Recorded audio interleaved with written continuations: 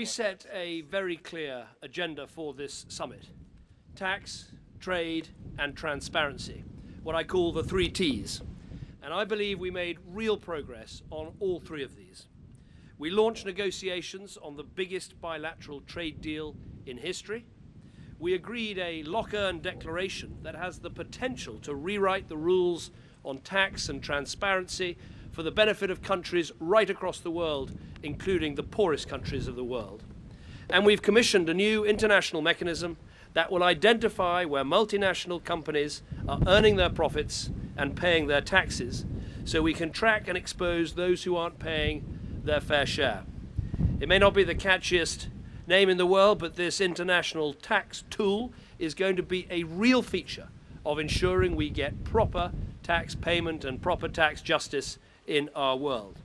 Alongside this, we've agreed new ways of stepping up the fight against terrorism and extremism, including more support for the government and people of Libya.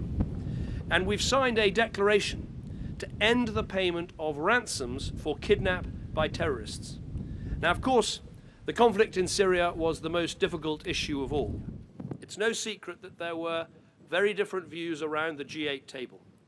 But we all share a vital interest in bringing this conflict to an end and helping the Syrian people to achieve the change they want.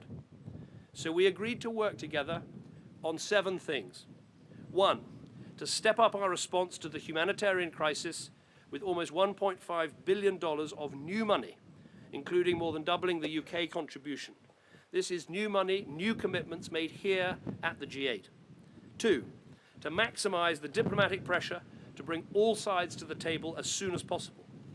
3, to back a Geneva II process that delivers a transitional governing body for Syria with full executive authority. Again, that was something slipping away over the last few weeks, but brought back onto the table and agreed right here at the G8.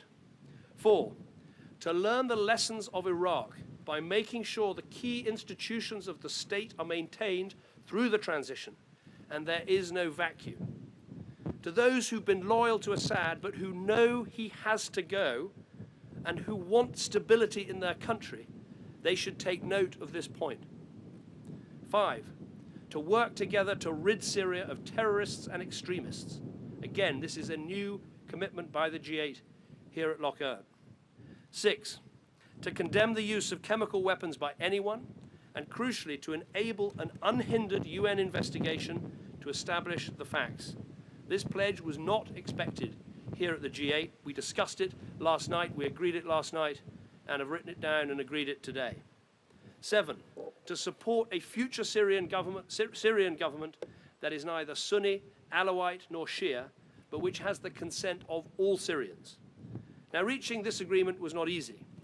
It was made possible only by the frank, open, leader-to-leader discussion that was a key feature of this G8. Every leader around that table knows that words alone won't stop the suffering. The task now is to turn that into real action.